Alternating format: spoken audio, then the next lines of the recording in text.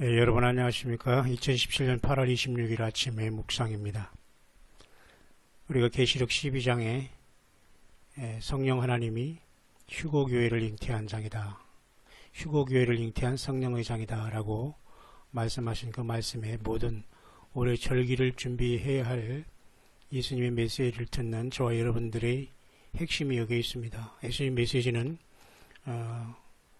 9월달에 있을 어떤 그 하늘의 태양계의 이런 어떤 사인에 대해서는 언급하고 계시지 않지만 그 전에 이미 우리는 많은 태양계의 변화와 어떤 해성의 충돌 등등 많은 것들을 사실 메시지를 통해서 주셨는데요. 이 문제는 휴거교회를 나는 성령의 장이다라는 말에 계시록 12장 5절이 해석이 된 겁니다. 해석을 하나님께서 말씀을 해석해 주신 것이라고 봅니다. 그렇기 때문에 계시록 12장 5절은 우리가 통상적으로 보았던 예수 그리스도의 초림으로 이렇게 해산하게 됨에 앞서서 벌어지는 것이 초림과 그 마리아의 탄생, 마리아를 통한 예수님의 탄생 등등으로 보한 초림의 예수님, 그리고 이렇게 철장으로 다스릴 남자가 부활승천했다 해서 2000년 전에 이루었다라는 전통적인 해석을 잘못됐다기보다는 거기서 머무르면 우리는 신앙이 결국 성장이 안 된 화석화된 그 1, 2, 3층의 천국에서 자기의 처소가 이미 정해져 버린 그런 상태가 되는 겁니다. 우리 하나님을 향해서는 늘 우리가 마음이 열려 있고 늘 우리는 흐르는 물처럼 성장해 가야지 어느 한 곳에 여기가 좋사오니 하면 그냥 거기서 딱 끝나고 거기서만 부지런히 그 더 이상 끊어진 광맥을 계속 거기서 광보가 그 광산에 뭐를 캔다고 해서 거기가 그죠? 철을 캐던 그 광맥이 금이 나올 리는 없는 것입니다. 그렇기 때문에 우리는 이 계시록 12장 5절이 바로 휴거교회를 낳은 성령의 장이라는 말씀에 우리는 당연히 이것은 철장권세 받은 첫 열매들이 이 땅에서 6천년 만에 추수해 갈 것을 말씀해 주는 말이라는 것은 이제 명확관한 겁니다. 이 말씀까지 오지 못하는 사람은 결국은 이제 이 반열에 들지 못하는 사람이라고 보면 됩니다. 이것이 믿어지지 않거나 관심이 없거나 전혀 어떤 감동이 안 되면요. 저는 이 시간 잠시 휴거가 일어나면 이런 사건이 일어날 때 일어날 수 있는 어떤 하나의 일련의 사건들, 시퀀스라고 하나요? 시퀀스라고 하죠. 결과적으로 연달아 일어날 수 있는 그런 것들을 잠깐 보고자 합니다. 특별히 만약에 이러한 계시록 12장의 그 사건은 언제든지 일어날 수 있는데요. 그것이 올해의 유대력에 맞춰서 하나님께서 유대 절기에 맞춰서 일어날 수 있는 확률은 매우 많습니다. 2015년에 절기의 메시지를 통해서 주님이 다 절기를 다 이루었다고 하시면서 지금 2015년에 보너스 해를 주시면서 고무줄같이 늘어나는 하늘과 땅의 시간, 카이로스와 크로노스의 시간이 합쳐지는 신비한 시간대에 우리는 살고 있다라고 말씀하십니다. 그 말을 우리가 이 땅에서 말하는 쉽게 듣기 쉬운 언어로는 그 촛대가 이제 이방인의 성령께서 2000년 동안 교회를 주께서 완성하시면서 이제 올라가시면서 촛대를 이스라엘의 계시록 7장에 입맞은 이 무리들에게 넘겨주고 가는 겁니다. 다시 말해서 각 지파에 1만 2천씩 14만 4천을 하나님께서 인인을 맞이고 이미 다 준비되었다고 말씀했습니다. 그렇기 때문에 이 14만 3,999명 14만 4천 이제 딱 인을 맞을 경우에 이제 모든 것들이 시퀀스로 이제 다 연결돼서 일어나게 되는 건데요. 그래서 성령은 이 땅을 떠나지만 하나님의 인을 맞은 특별한 이 이스라엘의 종들이 이 환란의 그 기폭 도화선이 되는 겁니다. 그래서 이 14만 4천 두 중인 1260일의 굵은 그 베옷을 입고 예언하게 되는 겁니다. 굵은 베옷은 뭐 뻔하죠. 초상이 났다는 겁니다. 또 줄초상이 난다는 겁니다. 그러니까 이스라엘 백성들이 이렇게 살아서는 안 된다는 걸 이제 깨닫게 되고 성령이 떠나고서 이들에게 입맞은 이들이 완벽하게 깨달아서 이들이 하나의 씨가 돼서 이스라엘 전체가 민족적으로 구원을 받는 게 전 3년 반의 단계가 이루어지고 후 300만 직전에 사탄마귀가 용 사탄마귀가 적그리를 세울 때, 신으로 세울 때 이제 완벽하게 이스라엘 백성들은 전체적인 구원이 준비되어서 주님의 재림을 후 3년 반 동안 일정한 기간에 이렇게 피해서 기다리게 되는데요. 그렇기 때문에 교회가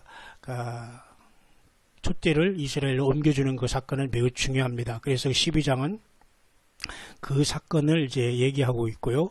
그런 경우에는 계시록 11장의 이 두 증인이 11장 11절 12절의 역사가 일어나는 겁니다.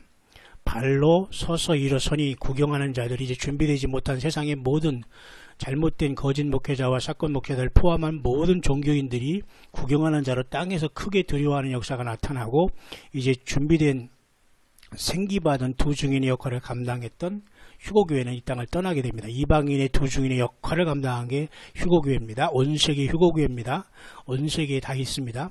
그래서 하늘로부터 큰 음성에서 이리로 올라오라 하는 말과 동시에 이제 모든 것이 시퀀스가 되어서 구름을 타고 올라갑니다. 이게 바로 휴거가 일어났죠. 그 다음에 이제 사건이 나타나고 이제 계속 이제 모든 게 동시에 일어날 텐데요. 바로 요 주님께서 이리로 올라오라 할 때 이런 사건이 발생할 수 있다고 봅니다. 계시록 6장에 보면 우리가 여섯째 인을 떼실 때 큰 지진이 나며 해가 총당같이 검어지고 온 달이 피같이 되며, 자 물론 어떤 사람은 여기 어린 양이 우리가 천국에 가서 이제 휴거돼서 이제 어린 양이 첫째 인을 뗀다라고 보는 게 물론 로지컬합니다. 논리적으로 인간의 논리적으로는 맞을 수 있어요. 그러나 이때는 인간의 머리의 논리성을 초월한 하나님의 방법을 우리가 생각하고 성령의 그 인도하심을 받는 게 매우 중요합니다. 그러니까 모든 것들을 사람의 그 유한한 머리와 지식으로 풀어서는 곤란한데요. 그래서 우리는 비록 첫째 인이 예수님이 우리의 찬양을 받으시고 하늘 보좌에서 첫째 인을 떼실 때 흰말인 적그리스도가 나타난다 라고 보지만, 이미 이 여섯째 인을 떼실 때, 그러니까 다시 말해서 첫째 인부터 여섯째 인은 모든 그 하나님의 7년 대환란에 일어나는 그 총체적인 하나님의 그 전체를 보여주는 것으로 봅니다. 그래서 6장이 이렇게 떼어지는 모습도 바로 이때 휴거가 일어난 모습으로 볼 수가 있습니다. 여섯째 인을 떼면. 그래서 하늘의 별들이 무화과 나무가 대풍에 흔들려선 과실이 떨어지는 것 같이 땅에 떨어지며 그렇죠. 그래서 이 계시록 6장 13절이 계시록 12장 바로 4절이 되는 겁니다. 그 꼬리가 하늘별 3분의 1을 끌어다가 땅에 던지더라. 용이 해산하려는 여자 앞에서 그가 해산하면 그 아이를 삼키고자 그 꼬리가 하늘별 3분의 1을 끌어다가 땅에 던지잖아요.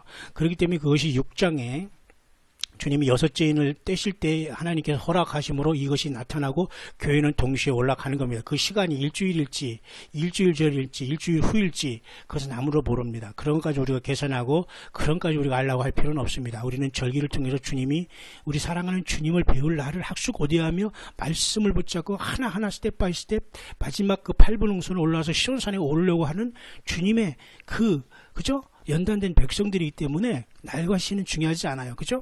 그러나 이 경점을 이렇게 알 수가 있다는 겁니다. 보세요.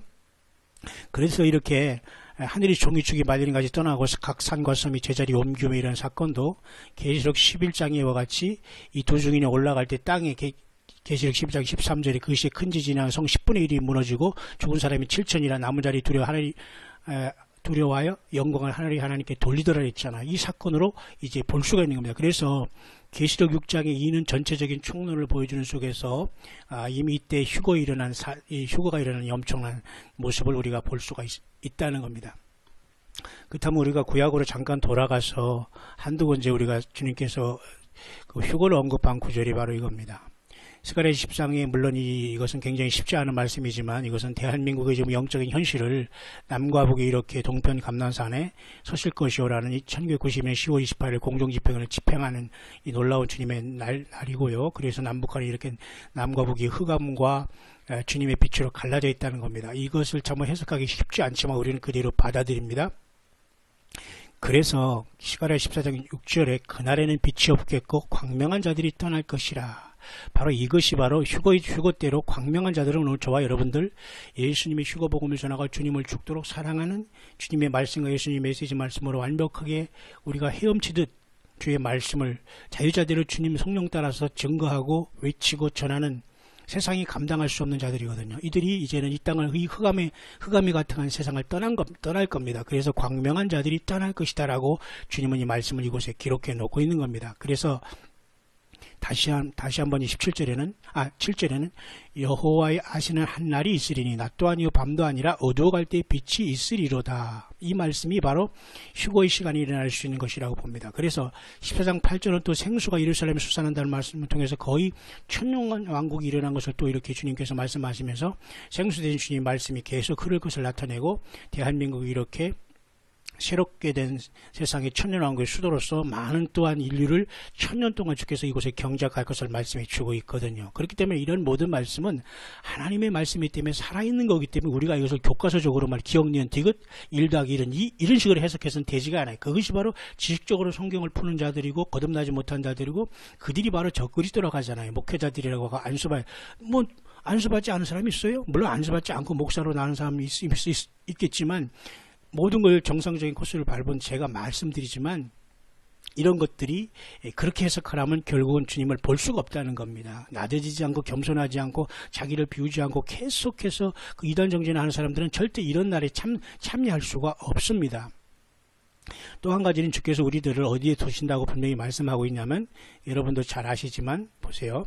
휴거에 대해서 일어날 수 있는 시퀀스 동시자발적으로 일어나는 것을 얘기하는 겁니다. 특별히 이사야 26장 26절 26장 20절 이륙한다는 거죠. 자 보세요. 26장 내 백성아 갈지어다 내 밀실에 들어가서 네 문을 닫고 분노가 지나가기까지 잠깐 숨을 지어다.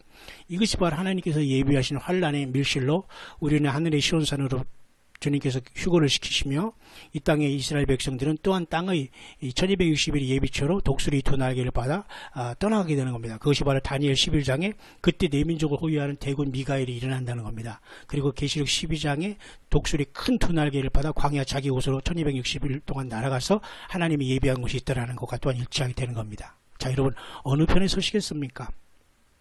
뿐만 아니라 시편에도 여러분 잘 아시지만 이와 같이 안전지대라는 표현을 주께서 쓰시고 계십니다. 그래서 우리를 주께서 이렇게 시편 12장 5절 12편 5절에 여호와의 말씀에 가련한 자의 눌림과 궁핍한 자의 탄식을 인하여 보세요. 가련한 자의 눌림과 궁핍한 자의 탄식을 인하여 이게 바로 지금 저와 여러분들의 모습이 아닐까요? 그리고 시간에 여러분 그래서 에스겔 9장 4절과 계시록 9장 4절에도 하나님이 임하지 않은 사람들을 해하는 역사가 나타나죠. 그들은 왜 인을 맞았습니까? 예루살렘에 일어나는 가증한 일로 인해서 탄식해서 울었습니다. 우리가 이 땅에서 일어나는 하나님의 영광을 가리고 예수님의 영광을 가리는 어떤 일로 인해서 예수님의 신부들을 울었고 힘들었고 괴로웠습니다. 왜? 자기의 삶을 다 던지더라도 그것을 지켰고 저항했다는 겁니다. 탄식했다는 겁니다. 그런 사람들이 하나님의 입 맞고 떠나는 겁니다.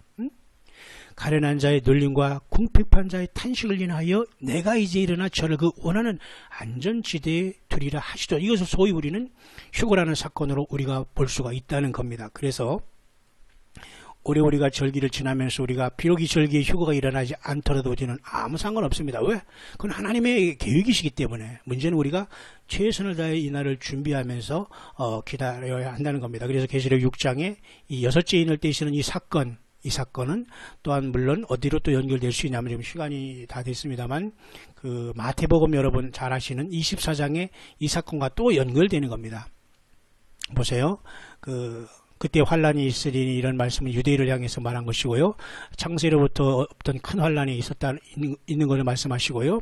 그 다음에 그때 그 인자의 징조가 하늘에서 보이고 그때 땅의 모든 족속이 통곡하며 이게 지상제리 물론 하는 걸 말씀해 주시지만 여기 마태복음 24, 29절 볼까요?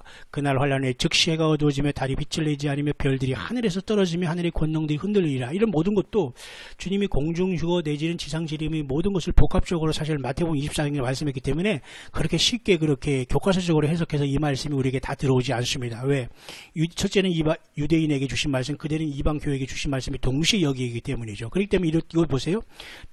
해가 어두워지며 달이 빛을 내지며 별들이 하늘에서 떨어진다고 말씀했지 않습니까? 이런 사건도 다 주님은 계시록 12장에 이렇게 사탄 마귀가 하늘의 별 3분의 1 끌어다가 던지는 사건을 얘기할 수 있습니다. 그래서 6장에 이와 같은 여섯째 인을 떼실 때 큰 사건을 통해서 이런 휴거가 일어났다는 걸 알 수가 있고요. 결국 그래서 이러한 결과로 7장에 이스라엘 백성들이 그 촛대가 옮겨받은 이스라엘 백성들이 촛대를 두 중인이 옮겨갔죠. 그 다음에 후반절 7장 9절부터 큰 족속이 이렇게 큰 환란에서 나오는 겁니다. 어린 양을 피로 씻어서. 이거 모든 건 총체적인 건 결론의 장이거든요. 이게.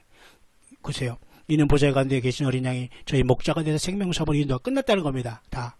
그래서 이제 8장을 통해서 각 강론으로 들어가 주님께서는 이제는 그 심판을 이제 진행해 가는 것이 하늘이 반시 동안 조용한 사건으로 해서 세상에 하나님의 심판이 떨어지는 겁니다. 휴거를 준비해서 주님을 공중에서 만나는 여러분 저 되시기를 바랍니다.